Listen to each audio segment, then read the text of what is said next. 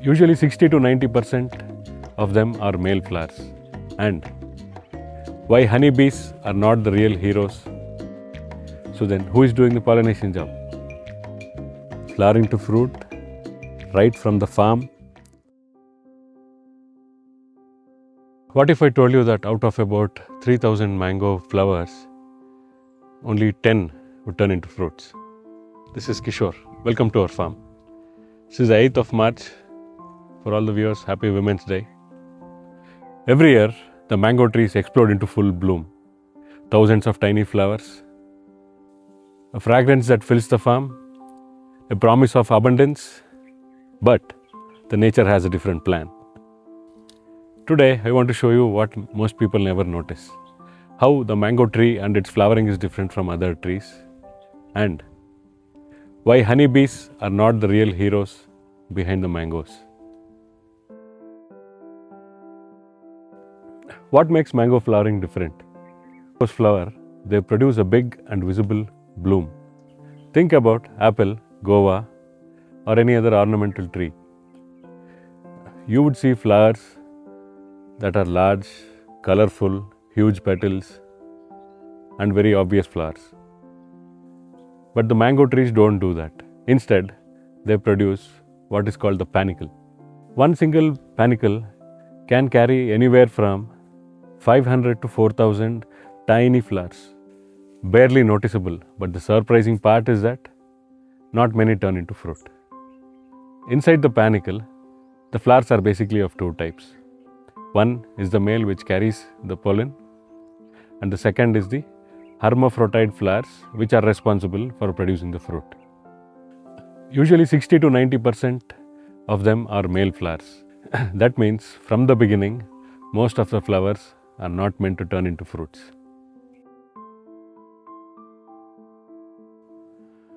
Why do so many mango flowers fall? Many people panic when the mango flowers fall, but the mango trees are programmed to do this. Out of the 1000 flowers, many flowers never get pollinated. Some get pollinated and fail to fertilize. Some form a tiny fruit and then drop. The tree self-regulates to avoid overweight. In reality, less than 1% of the flowers turn into mature fruit. Compare this to a fruit tree like apple, where the retention of the fruit is much higher. Mango follows a strategy of abundance and then follows a strict selection process. Nature designs excess, but only the strongest survive. Are honeybees the real heroes for mangoes? Let's talk about it. Now comes the real myth. Most people think that honeybees are the real reason behind mango pollination or any other pollination around. Yes, honeybees do visit mango farms.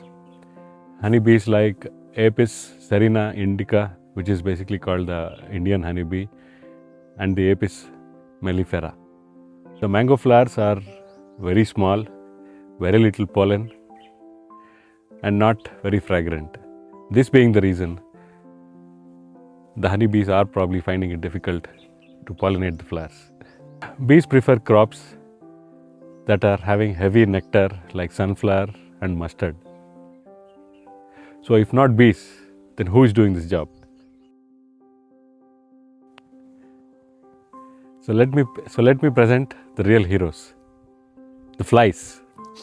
The real pollinators of the mango flowers are flies. Yes, you heard it right.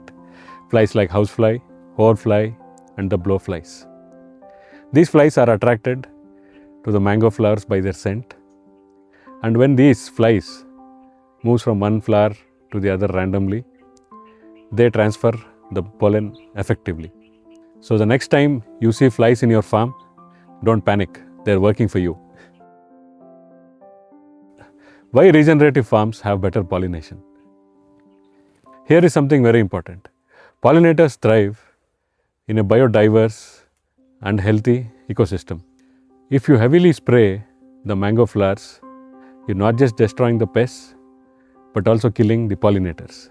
Insect life flourishes on farms where animals are integrated, grasses and native plants grow, compost is alive, and organic matter is available in the soil. In regenerative farming, pollination becomes natural and the ecosystem does that for us. So we spoke about the flowering, the pollination. So let's talk about what affects the flowering. Factors such as weather conditions, rains during the flowering season which washes away the pollen, high humidity which increases the risk of diseases like powdery mildew which destroys the flowers before pollination, and excess nitrogen fertilizer that pushes the growth of the leaves than flowers. There is something deeply philosophical about mango flowering. Thousands bloom, most fail, and only a few survive. But the tree never holds back. Maybe nature is trying to teach us a lesson. Nature does not guarantee results. Yes, it does guarantee opportunities. If we create an environment that protects biodiversity, respects pollinators, and if we understand the science behind the flowering, the mango tree does the rest for us. And when you finally hold that one mature and ripe mango in your hand, remember, it has survived a journey of thousands.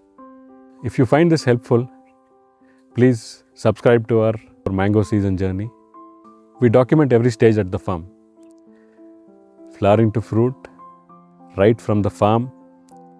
See you in the next video.